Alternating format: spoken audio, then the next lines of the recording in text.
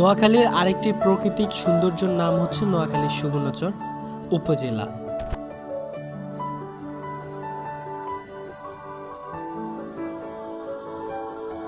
এখানে রয়েছে পোলাপানের খেলার মতো অনেক খেলনা, যেমন আমি নিজেই একটু দুষ্টামি করতেছি। আমাদের সুবর্ণচর বড় বড় বিল্ডিং না থাকলেও আমাদের সুবর্ণচরে রয়েছে অনেক সুন্দর সুন্দর প্রকৃতি। যখন আপনার মনে একটু কুচ্ছ অহংকার তৈরি হবে তখনই চলে আসবেন নোয়াখালী সুবর্ণচর উপজেলাতে। আজকে আমারও মনটা ভালো ছিল না, তাই চলে আসলাম বাচ্চাদের মতো একটু দুষ্টামি করার জন্য। তুমি সুন্দর নাকি ও সুন্দর? আমাদের নোয়াখালীর সুবর্ণচরের প্রকৃতিক সুন্দর।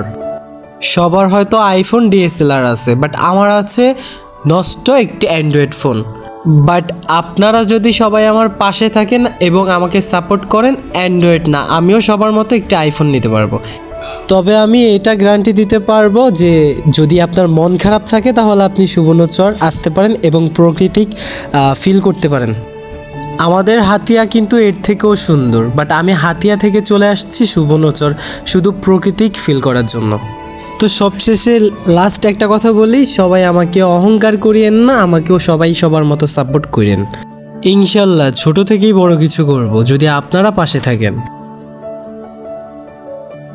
আমার লাইফে আমি প্রথম একটি শর্ট ভিডিও করছি, আশা করি সবাই সাপোর্ট করবেন। আসসালামু আলাইকুম। আর সবাই সুবর্ণচর থেকে ঘুরে যাবেন।